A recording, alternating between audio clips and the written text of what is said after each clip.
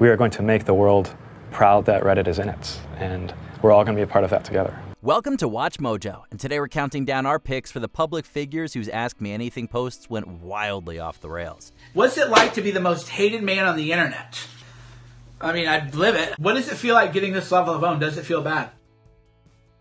Number 20, Bad Luck Brian. When I first got the picture, I thought it was perfect. Me and my buddies all were crying, laughing in class, looking at it. Not more than 5 minutes after getting my picture did I get a call down to the principal's office. Took me aside and said that tomorrow's are retakes. Not even Reddit legends are safe from a moderator's wrath. Kyle Craven, more officially known as Bad Luck Brian, initially gained popularity thanks to his endearingly awkward yearbook photo going viral in the early 2010s. He soon became the global face of misfortune. He took to r/IMA in 2012 to answer any queries people might have about becoming a popular meme. It was removed shortly afterwards, causing him to unintentionally live up to his namesake. The mod explained that the post broke their rules by not being unique enough, earning them unending backlash from the community. Craven was then contacted by r/Advice Animals to host a Q&A there, where he was greeted with open arms and plenty of personal questions.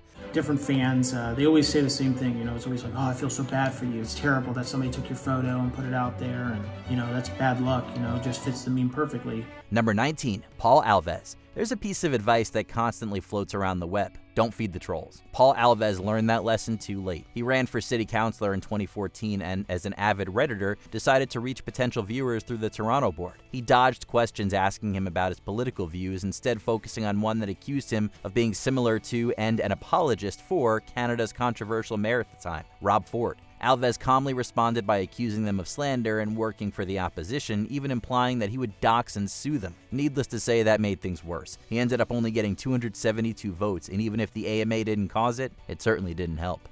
Number 18, EA Star Wars Battlefront II. Sector is clear. Not clear, not clear!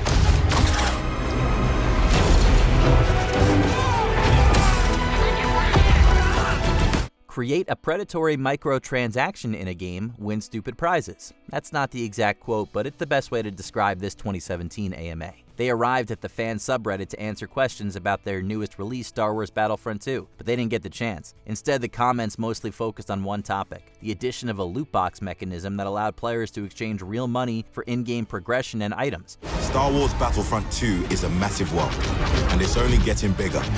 With a live service that continues to evolve and grow, bringing new locations, challenges, and characters, such as Finn, of course, and Captain Phasma, into the fray.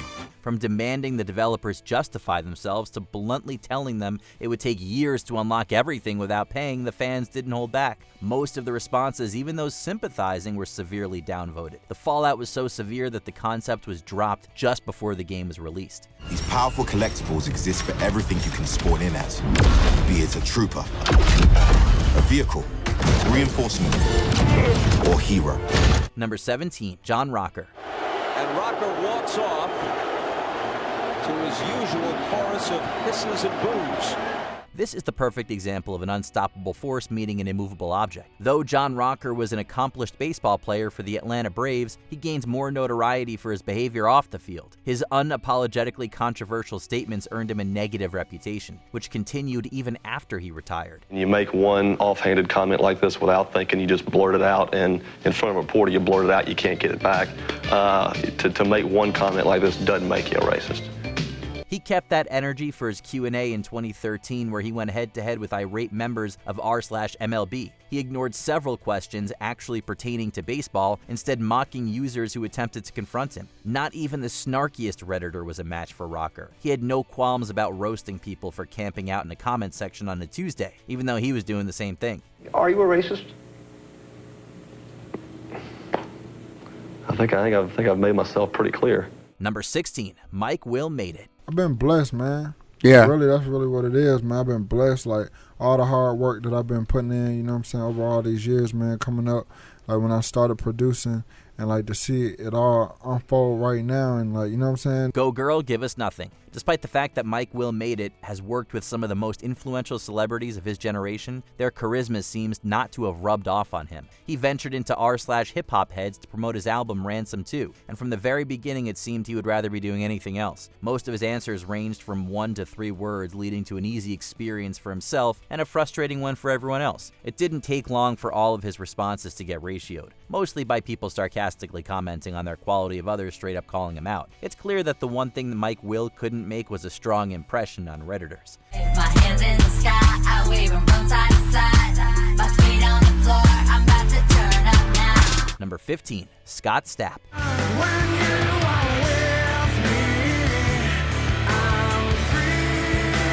Given Creed's reputation both on and offline, it should have been clear from a mile away how this was going to end. Still, Scott Stapp braved the members of r/music to advertise his solo album Proof of Life. It backfired on him almost immediately, with several of the top comments asking about a physical fight the singer had with members of the rock band 311 in 2005. Stapp seemingly went out of his way to avoid any and all inquiries about the incident. Instead, he waded through the rest of the hate and insults to reply to those asking good faith questions. Of course, Redditors made sure to upvote all the remarks he didn't respond to, making it clear just how many people he'd ignored.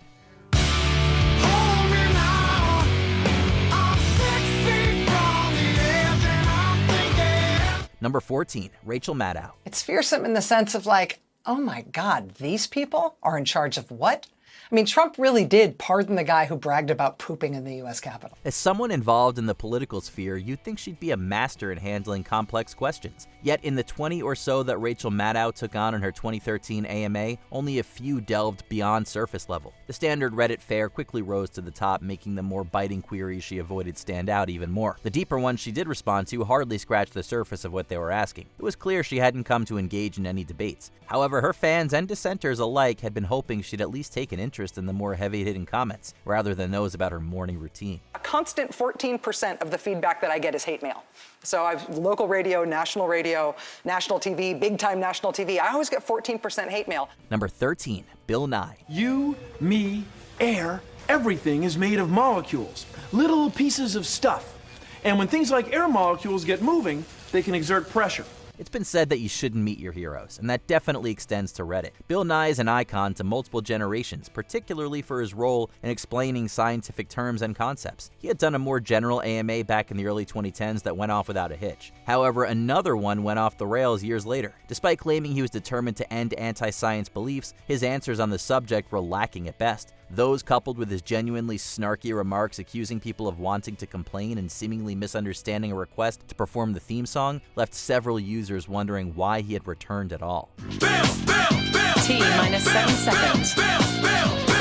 Bill Nye the Science Guy. Number 12, Priyanka Chopra. Every country in general is different, right? We all have our own cultural things that we like and how we work. I think the one big difference I've noticed between Hollywood and Bollywood is Hollywood has so much paperwork. Celebrities often host these posts to promote their upcoming projects, but can never truly predict what the response will be. When Priyanka Chopra made her Reddit debut, it was clear she'd been expecting questions about her movies and music, not her stance on social issues in India. They only became more unhinged from there, from fans accusing her of faking her accent, to lambasting her for her participation in beauty pageants, and her father having a road named after him. She didn't help things by engaging with the negative comments in a combative way, which only made the backlash even worse. Even her innocuous answers were downvoted into the ground, making it clear that some had gone into the post looking to stir the pot. You lied under oath. You told me to. No, I told you to tell the truth. Your truth, no, not mine. The truth, Alex. The truth. There's not subjectivity here, okay? Number 11, Mike Cernovich.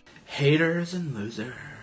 So ask Mike Cernovich anything. There are some posts that you can tell will be a disaster before they even begin. When conservative pundit Mike Cernovich launched his Ask Me Anything, it was obvious from the moment it was posted that it wasn't going to go the way. Many slung insults disguised as regular questions which seemed to go right over his head. Others brazenly asked about crass comments of his and previous allegations made against him, which he deflected or ignored entirely. Someone says, why do you constantly accuse people you disagree with on Twitter of pedophilia? I don't constantly do that. There are a lot of... why do you deny having a big part in Pizzagate when literally everyone saw you posting that bullshit?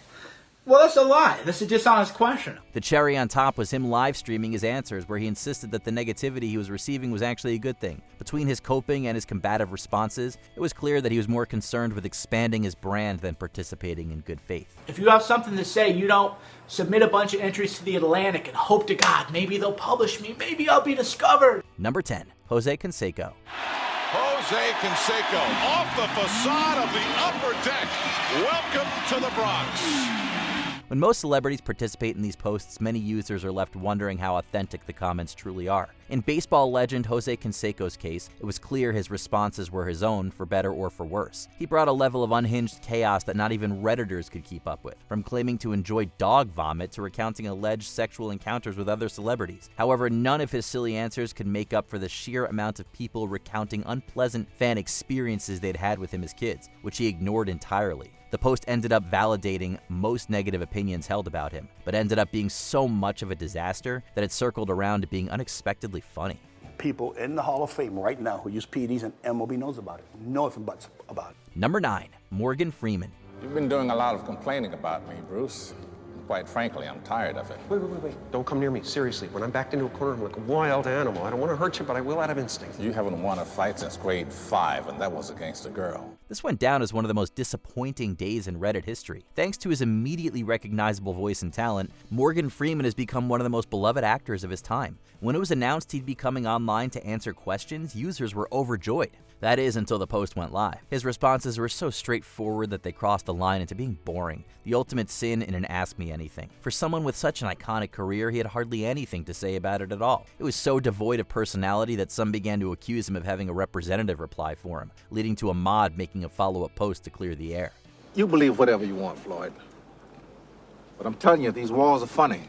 Number 8. Ronda Rousey. So then I have to turn around, I have to make sure my feet are right in between your feet, and then I get hip to hip here. I have to make sure my hips lower than yours. Oh, God in heaven. Much like an elephant, a Redditor truly never forgets. UFC star Ronda Rousey learned that firsthand when she headed to r/Squared Circle in 2024 to host an AMA. It backfired on her almost immediately. Practically every question eviscerated her for her previous support of a conspiracy theory that claimed that the 2012 attack on Sandy Hook Elementary School was fake. Peppered between those jabs were mini roasts about other controversial comments she'd made and her usage of Kickstarter despite having a lucrative career. She ignored all of these in favor of those asking about pizza and anime, which made the situation even worse. The backlash was so intense that she released her first ever apology on the matter, over a decade after it initially occurred. Number 7. James Corden. 1, and swing your legs up, and put your legs up. Over you go. One day you're participating in a Reddit Q&A, and the next you're in a career spiral. In 2019, James Corden and other producers on The Late Late Show answered questions fans had about his most popular segment, Carpool Karaoke. Is there anybody out there? But that's stolen from Bruce. Is there anybody out there? That's stolen from Bruce Springsteen. Is it? The host himself only acknowledged a few comments and had the other team members respond to the rest. Several people asked about Corden's alleged unsavory off-screen behavior. One highly upvoted and awarded remark in particular mentioned an incident where Corden supposedly mistreated the staff at a London restaurant. It was ignored at the time, but ended up inadvertently setting the stage for a similar event at a New York City eatery a few years later, which made headlines and shattered his previous nice guy reputation. Right, so when I read this post, I immediately got hold of his phone number. I called him straight away and I told him how upset I was. I was upset, how upset I was that anybody was hurt by anything that I had done and anything that I had said. Number 6, Westboro Baptist Church. Our message is it's not okay to be gay. It will warp the mind, destroy the soul, and damn the nation. Given their reputation for protesting everything that goes against their beliefs, it only makes sense that Reddit would have been on their hit list. Before taking to headquarters to picket the company, the Westboro Baptist Church decided to use the website as a way of promoting their sect. They were immediately treated to a healthy dose of trolling from the community, with plenty of pointed comments alluding to their homophobia and Bible verses that contradicted their beliefs. Several of the responses were flat out ignored, while others received replies that were met with hundreds of downvotes. Their protest afterwards ended up being just as effective as their AMA, which is to say that it wasn't at all. Well, your parents obviously did not love you. They hated you. Number 5, Ann Coulter. All right, Why wouldn't you look out across the world like a sports team does and try to get the creme de la creme? Not like this audience. We don't want these people. We want the creme de la creme. From the very first unfunny joke in her introductory post, it was clear that this was going to be a mess. Known for her unapologetically controversial beliefs pertaining to all things liberal, Ann Coulter visited r/IMA in 2014. It almost immediately devolved into a virtual battle between her and the website's patrons. Redditors called out every possible view she had, from race to reproductive rights. Unlike other celebrities, she didn't back down from the questions. Not to be outdone, users downvoted every comment of hers to the point where her answers had to be pinned at the top of the thread to be seen at all. The session didn't do much other than highlight the inflammatory tactics that she'd utilized throughout her career. You don't have to take homeless people to sleep in your bed to prove you're a Christian. This is our home. Seems like he would like that. Okay. Number 4, Perez Hilton. I like that this is playful. Wait, what did she say? Did she say shade never made anybody less gay? Throughout his career, he's made it a point to relentlessly come for everybody, no matter who they may be. It only makes sense that Perez Hilton would get a taste of his own medicine, and what better place for him to receive it than his own Ask Me Anything. The top comment lambasted him for the remarks about Adam Sandler's daughter, and it only spiraled from there. His attempts to atone for his past actions or justify his love for gossip were met with snarky remarks. One user laid out some of the most vile things he'd said, along with plenty of cutting insults that mirrored his own mean-spirited personality. It was exactly what some thought he deserved, and to others, it still wasn't enough. So I helped change how people consume media, and I got consumed in the process. Number 3, you/Spez. So my friends call me a troll, which would be fair because I think I'm annoying, which is different from being hurtful. This may be one of the most controversial posts in the website's history. Following the announcement that Reddit would be removing free programming tools, users revolted. The CEO and co-founder Steve Huffman, primarily known online as you/Spez, attempted to do some damage control in the form of an AMA. The result was a series of several in-depth questions that he either ignored completely or only answered certain parts of. And so I think however the content landscape on the internet evolves, Reddit will evolve with it. But what we want to have is the people talking about the content. It reached a boiling point when he accused a third-party developer of threatening the administrators. It was such a train wreck that some communities started their blackout early. 2 days after the session took place, thousands of subreddits locked down all at once, making it clear just what they thought of him and his policy. Huffman says Reddit had to rein in costs, including the tens of millions of dollars a year it spends to support third-party apps. Because remember, up until now, Reddit has been letting those waiters access the kitchen for free. Number 2, Wyclef Jean. They said 2 wrongs don't make it right. So if I'm wrong, I ain't trying to fight. Just a general rule of thumb, if you're going to allow strangers to ask you questions, make sure you don't have any skeletons in your closet. Musician Wyclef Jean only ventured onto Reddit to mark the 20th anniversary of The Score by the Fugees. Instead of celebrating, users called him out for the misuse of charity funds received by his foundation, Yaley Haiti, following the 2010 earthquakes. Despite all the money raised, $9 million of it went back into Jean and his associates' pockets. The top comment alone broke everything down by price, including $600,000 alone to the charity's now vacant headquarters. Countless others had similar complaints for him, and he only responded to one. Needless to say, it didn't help his case one bit. Wyclef's in a state of sleep, thinking about the robbery that I did last week. Money in the bag, banker look like a drag. I wanna play with pelicans from here to Baghdad. Before we continue, be sure to subscribe to our channel and ring the bell to get notified about our latest videos. You have the option to be notified for occasional videos or all of them. If you're on your phone, make sure you go into your settings and switch on notifications. Number 1, Woody Harrelson. This used to be a glorious soldiers department. Now it's you. This is still the gold standard for a failed AMA. Woody Harrelson was reportedly new to the site when he hosted a Q&A to promote his 2011 movie Rampart. He didn't know that centering several of his replies around the film would make the website turn against him. It went off the rails immediately when he refused to answer a question about a one-night stand. After responding to just over a dozen comments, he split. Those who wanted to know pretty much anything else about him were left in the virtual dust. Rampart flopped at the box office despite getting good reviews. Considering that several Redditors swore to boycott it, it seems that the post may have been one of the reasons why. Every single thing you heard and more, it's all true. Which of these celebrities do you think was the least prepared for their AMA? Let us know in the comments below. I was under attack. I went after the suspect. End of story.